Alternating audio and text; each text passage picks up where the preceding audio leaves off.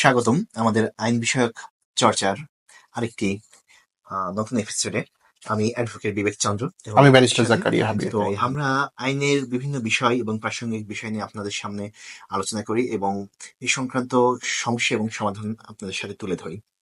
আজকে আমরা যে বিষয়টা নিয়ে কথা বলবো সেটি হলো ধর্ষণ এবং এর প্রভাব আমাদের সমাজে কিভাবে পড়ছে এবং তার করণীয়। করণীয় সম্পর্কে। আপনারা জানেন যে ধর্ষণ বর্তমান সমাজে একটি মহামারীর আকার ধারণ করেছে এবং এর ফলে বহু নারী এবং শিশুর জীবন ধ্বংস হয়ে যাচ্ছে। তো আমরা আসলে এই ধর্ষণ জিনিসটা যখন সমাজে কারোর সাথে সংঘটিত হয়, বেশিরভাগ ক্ষেত্রে ভিকটিমরা এই বিষয়ে মামলা করতে যেতে চায় না বা সামাজিক এবং পারিপার্শ্বিক কারণে পরিবারও অনেক বাধাগ্রস্ত থাকে। বিষয়টি চেপে দিতে চাই।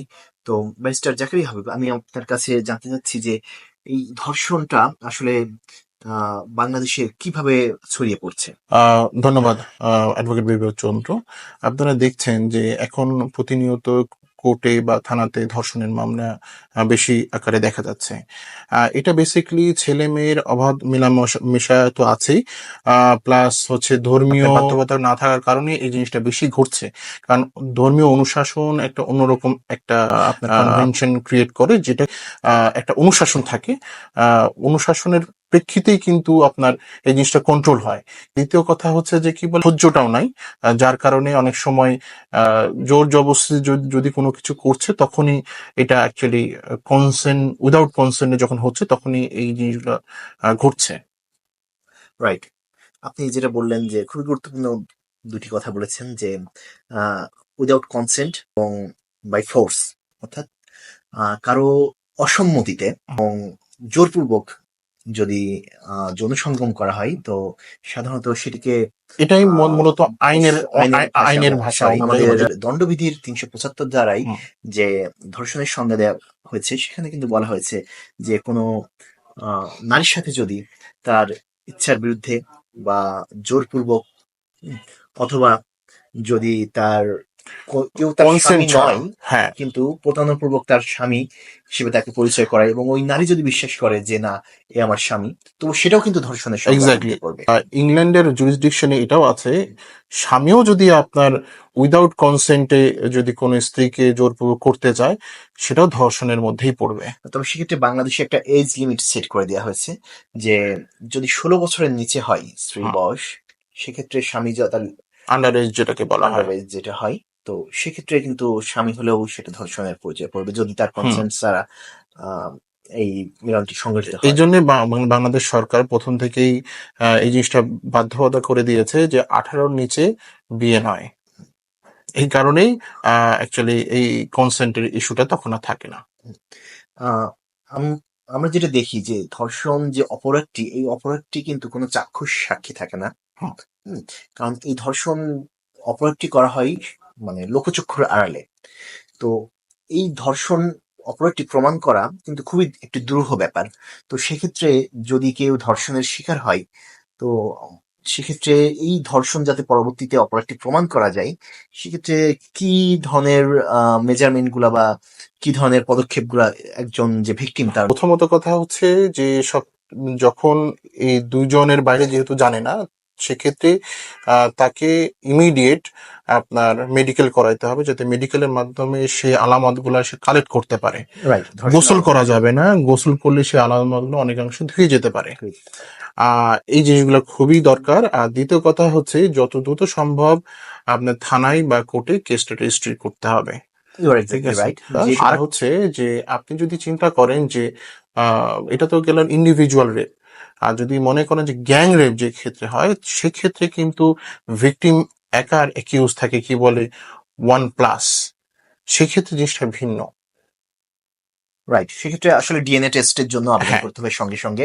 এবং যদি কোনো ভিকটিম ধর্ষণের শিকার হয়, তবে সেক্ষেত্রে তাকে গোসল করার পূর্বেই মেডিকেল এক্সামিনেশনের বা করা উচিত, যাতে এটা ধর্ষণটা প্রমাণ করা যায়। কারণ আপনি জানেন যে ধর্ষণের আলামত একজন ভিকটিমের শরীরে 72 ঘন্টা পর্যন্ত বা 3 দিন অবস্থান করে। তো এই 3 দিনের মধ্যেই তাকে যাতে আলামত নষ্ট হওয়ার পূর্বেই তাকে মেডিকেল এক্সামিনেশনটা করাটা জরুরি। খুবই আর আরেকটা যেটা বিষয়, সেটা হলো যে ধর্ষণের সময় তার পরিহিত পোশাক যেটা, এই পোশাকে কিন্তু ধর্ষণের আলামত থেকে যায়। ম্যাক্সিমাম ক্ষেত্রে কিন্তু পোশাকে থেকে যায়, যাবে না। সেক্ষেত্রে তাকে এক্সট্রা একটা পোশাক সঙ্গে করে নিয়ে যেতে হবে, True. যাতে আলামত হিসেবে ওই পোশাকটা সে জমা রাখতে দিতে পারে। পারে। ট্রু। রাইট। এর পরবর্তী জিনিসটা হচ্ছে যে ধরেন এই আলামতটা জোগাড় হলো, এক্ষেত্রে থানা যদি সরাসরি থানাতে মামলাটা করা হয় সেক্ষেত্রে থানা পরবর্তী যে কোনো আপনার একটা কি বলে ম্যাজিস্ট্রেট বা আপনার ট্রাইব্যুনালে দিয়ে দেয়, ওই নারী শিশু ট্রাইব্যুনাল থেকে কিন্তু বিচার কার্যটা শুরু হয়। হ্যাঁ, আমরা আসলে যেটা জানি যে ধর্ষণের সংজ্ঞা দণ্ডবিধির ৩৭৫ ধারায় দেয়া হলেও বর্তমানে ধর্ষণের বিচার যেটা হয় সেটা নারী ও শিশু নির্যাতন দমন ট্রাইব্যুনালে হয়, হ্যাঁ, এবং এই ট্রাইব্যুনালে যে বিচারটা হয় সেটা হলো নারী ও শিশু নির্যাতন দমন আইন ২০০০ সালে যে আইনটি আছে সেই আইনের আলোকে। অ্যামেন্ডেড এবং 2003। এই আইনে যেটা বলা হয়েছে যে কোনো ভিকটিম যদি থানাতে মামলা করতে যায়, হুম, থানা যদি মামলা না নেয়, তবে সেক্ষেত্রে তাকে নারী ও শিশু নির্যাতন দমন ট্রাইব্যুনালে ট্রাইব্যুনালে গিয়ে সরাসরি করতে পারবে। সরাসরি করতে হবে। তবে সেক্ষেত্রে এই মামলার সাথে তাকে একটি এফিডেভিট করে জমা দিতে হবে এই মর্মে যে আমি মামলা করার জন্য থানাতে গিয়েছিলাম, কিন্তু থানা আমার মামলাটি গ্রহণ না করে করে না করে কোর্টে মামলা করার প্রেরণ করেছে। পরামর্শ দিয়েছে। এটা বেশিরভাগ ক্ষেত্রেই হয়ে থাকে। এখন আমি যে বিষয়টা আলোচনা করছি সেটা হলো যে ধর্ষণের সাজাটা কি। আসলে আমাদের এখানে যারা অপরাধী তারাও কিন্তু সুনির্দিষ্টভাবে জানে না, তারা ধর্ষণটাকে খুবই হালকা ভাবে নেয় হুম। এবং এই অপরাধে জড়িয়ে পড়ে। এই যে এর যে চূড়ান্ত যে সাজাটা রয়েছে এটা সম্পর্কে তারা যদি ওয়াকিবহাল থাকতো, আমার মনে হয় তারা এই অপরাধটি করার পূর্বে 10 বার ভাবতো। 10 বার ভাবতো। কারণ ধর্ষণের সর্বোচ্চ সাজা কিন্তু মৃত্যুদণ্ড মৃত্যুদণ্ড অথবা যাবজ্জীবন কারাদণ্ড। কারাদণ্ড, যদি প্রমাণিত হয়। হ্যাঁ, এর নিচে কিন্তু কোনো সাজা নেই না। ধর্ষণের। তো এক্ষেত্রে হ্যাঁ, হ্যাঁ, এটা বেসিক্যালি হচ্ছে যে কি বলে, এটা আমাদের সোসাইটি বা আমাদের সমাজ এই জিনিসটা মানুষের অ্যাওয়ার করে না যে এই ধরনের অপরাধ সংগঠিত হলে এই ধরনের সাজা হইতে পারে। এটা যদি কি বলে প্রকাশ্যে যদি এটার কি বলে এটার প্রজ্ঞাপনটা থাকতো বা রাইট, বিজ্ঞাপনটা থাকতো, রাইট, তাহলে মানুষ অন্তত অ্যাওয়ার থাকতো যে এই ধরনের অপরাধে সংযুক্ত করা যাবে না। যাবে না। কারণ ধর্ষণের কিন্তু মৃত্যুদণ্ড বা যাবজ্জীবন সাজা বাদে হুম। কোনো অল্টারনেটিভ সাজা নেই। না, না। এখন কোর্ট অনেক সময় কি বলে আপনার প্রক্সিমিটি বা লেজিটিমেসি দেখেই কিন্তু সাজাটা দিয়ে দেয়। নেই। কারণ অনেক সময় অনেক ক্ষেত্রে ভিকটিমের কিছু কনসেন্ট থাকে, আবার অনেক সময় থাকে না, একটা পরিবেশ তৈরি হয়। সেক্ষেত্রে সাজাটা হয় 7 বছর বা 10 বছর, বা ম্যাক্সিমাম ক্ষেত্রেই সাজা আপনার যাবজ্জীবন অথবা কি বলে এই মৃত্যুদণ্ডতেই দেওয়া হয়। তো আমি আপনার কাছে আরেকটা যে বিষয় উপস্থাপন করতে যাচ্ছি সেটা হলো যে আমরা অনেক ক্ষেত্রে দেখি যে অনেক ভিকটিম পুলিশ হেফাজতে ধর্ষণের শিকার হয়, কিন্তু আমাদের আইনে কিন্তু এক্ষেত্রে আবার একটু দুর্বলতা, আমি বলবো যে আইনটা এক্ষেত্রে দুর্বল করে রাখা হয়েছে। হুম। যে পুলিশ হেফাজতে ধর্ষণ যদি হয় সেক্ষেত্রে সাজা মাত্র সর্বোচ্চ 10 বছর রাখা হয়েছে এবং ন্যূনতম 5 বছর। তো এই যে ডিসক্রিমিনেশন, যে একটা আহ, কোন অপরাধী, সাধারণ অপরাধী যদি করে থাকে তার জন্য যাবজ্জীবন, আর পুলিশ হেফাজতে করলে সেখানে অবশ্যই আপনি জানেন যে সেখানে পুলিশ অথবা আইন প্রয়োগকারী কোনো ব্যক্তি যদি থাকবে তাদের জন্য সাজাটা কমানো হয়েছে। তো এই ডিসক্রিমিনেশন বা এই আইনটা সংশোধন জরুরি কিনা আপনি কি মনে করেন? এটা আপনার এই সাথে আমি একমত। অবশ্যই এটা একটা ডিসক্রিমিনেশন। দ্বিতীয় কথা হচ্ছে যে এটা একটা আইনের লুপ হোল।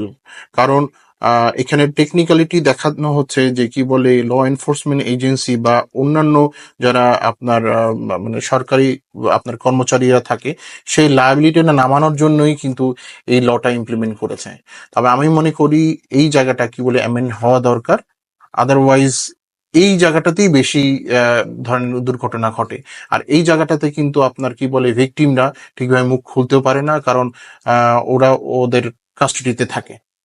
আপনি একটা গুরুত্বপূর্ণ আরেকটি ইস্যু তুলেছেন, যেটা যে ভিকটিমরা মুখ খুলতে পারে না। আসলে আমাদের সামাজিক ব্যবস্থার কারণে যখন কোনো ধর্ষণের ঘটনা হয় তখন সামাজিক পারিবারিক বিভিন্ন কারণে হুম, যারা ভিকটিম বা পরিবার তারা আইনের আশ্রয় গ্রহণ করতে চায়। এক্স্যাক্টলি, এক্ষেত্রে এক্স্যাক্টলি। ভিকটিমরা এক ধরনের এবং ভিকটিম এবং তার পরিবার এক ধরনের মানসিক ট্রমার মধ্য দিয়ে যায়। হুম। তো এই ক্ষেত্রে আমাদেরকে পারিবারিক বা সামাজিক ভাবে কিভাবে উত্তরণ করা উচিত এবং অপরাধী যাতে তার সাজা নিশ্চিত করা যায়, এক্ষেত্রে ভিকটিমকে কিভাবে মানসিক সাপোর্ট দেওয়া উচিত বলে আপনি মনে করেন?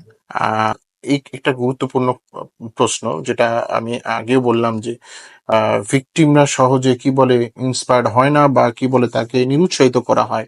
কারণ এটা হচ্ছে সামাজিকভাবে যদি জেনে যায় তার পরবর্তীতে লাইফটা হেল হয়ে যায় একটা ভিকটিমের জন্য। ভিকটিমরা কিন্তু সবসময় চায় বা ভিকটিমরা আপনার তারা এটা একটা মানে তার জন্য একটা সামাজিক বার্ডেন। এই বার্ডেনটা কখনোই বা একটা ব্যাড সাইডটা কখনোই সমাজে এক্সপোজ করতে চায় না। এই কারণে ফ্যামিলি অনেক রিলাক্টেন্ট হয়ে যায় যে এই জিনিসটাকে বলে অপরাধীরাও আসে এক্ষেত্রে অপরাধ করে একটা একটা তারা রিল্যাক্স হয়ে যায় রিল্যাক্স হয়ে এবং যায়। সে সমাজে দেখা যাচ্ছে কি বলে নির্দ্বিধায় ঘুরে বেড়াতে পারে। কিন্তু এটা যদি প্রতিরোধ না করা হয়, পরবর্তী ভিক্টিমাইজ হইতে পারে আরেকটা মেয়ে, রাইট, আরেকটা কি বলে নির্দোষ মেয়ে। রাইট। সেই জন্য আমাদের সকলেরই উচিত যে কি বলে যদি কোনো ধরনের অপরাধ সংঘটিত হয়ে থাকে অবশ্যই আমাদেরকে কি বলে এর আইনের ব্যবস্থা গ্রহণ করতে হবে। ধন্যবাদ মিস্টার জাকারিয়া। সর্বশেষ আমরা যেটা বলতে চাই সেটা হলো যে বর্তমান নারী ও শিশু নির্যাতন দমন ট্রাইব্যুনালে এই যে ধর্ষণের বিচার, এটা কিন্তু খুব স্বল্প সময়ে যাতে করা যায় সেই বিধান রাখা হয়েছে। অর্থাৎ কোনো আসামি যদি ধর্ষণের সময় হাতে নাতে ধরা পড়ে, তবে সেক্ষেত্রে পুলিশকে 15 দিনের মধ্যে চার্জশিট হাতে নাতে ধরা না পরে সেক্ষেত্রে সর্বোচ্চ 60 দিন বা এটি পরবর্তীতে বৃদ্ধি করে 90 দিন পর্যন্ত করা যায়, এবং এই ধর্ষণের সাজা 180 দিনের মধ্যে সম্পন্ন করার বিধান করা হয়েছে। 6 মাসের 6 মাস মধ্যে বা 100। এই ট্রাইব্যুনাল মানে আপনাদের বিচার করতে হবে। আমরা প্রত্যাশা করব যারা এই ধরনের ধর্ষণের শিকার হন, যে ভিকটিমরা, তাদের প্রতি আমাদের যথেষ্ট সমবেদনা আছে এবং আমরা তাদের সাথে থাকতে চাই, তাদেরকে আইনগতভাবে সহায়তা করতে চাই, এবং তারা যাতে সমাজে একটি সুস্থ জীবন যাপন করতে পারে তার জন্য যা যা সাপোর্ট প্রয়োজন, আইনগত সাপোর্ট প্রয়োজন, আমরা সবসময় আপনাদের পাশে আছি, থাকবো। আপনারা এই অপরাধকে লুকিয়ে যাবেন না, এবং এই যে অপরাধীরা এই ঘৃণিত কাজ যারা করে তারা যাতে সর্বোচ্চ শাস্তি পায়, নিশ্চিত হয়, সেজন্য আপনারা নিজেরা এগিয়ে আসবেন এবং এই ধর্ষকদের বিরুদ্ধে আপনারা সোচ্চার হবেন। এই বলে আমি অ্যাডভোকেট বিবেক এবং আমার সাথে ব্যারিস্টার জাকারিয়া আমরা আপনাদেরকে আবারও শুভেচ্ছা স্বাগতম জানিয়ে বিদায় নিচ্ছি। ধন্যবাদ।